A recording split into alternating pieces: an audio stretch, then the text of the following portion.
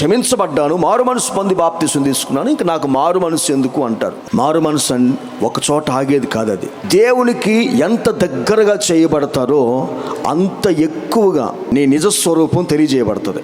యెషయా పరలోకానికి ఎద్దాడు, దేవునికి దగ్గరగా వెళ్ళాడు. అయ్యో అని ఏడ్చాడు. ఎందుకు ఏడ్చాడు? అంత పరిశుద్ధుడు, దేవునికి దగ్గరగా వెళ్ళాలని చూశాడు కనుక అప్పుడు నిజస్థితి తెలిసింది. ఏం తెలిసిందంటే, నేను అపవిత్రమైన మాటలు మాట్లాడతాను.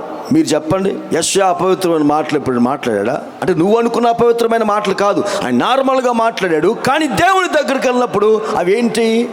అపవిత్రమైన పెదవులు మాట్లాడు వారి మధ్య ఉన్నాడంట. అందుకని అపవిత్రత ఆయనకు వచ్చిందంట. అపహాసకులు కూర్చున్న చోటున నువ్వు అపహాసం చేస్తున్నావు కాదు బంగారు తల్లి, అపహాసం చేసేవారి దగ్గర నువ్వేం చేయకూడదు.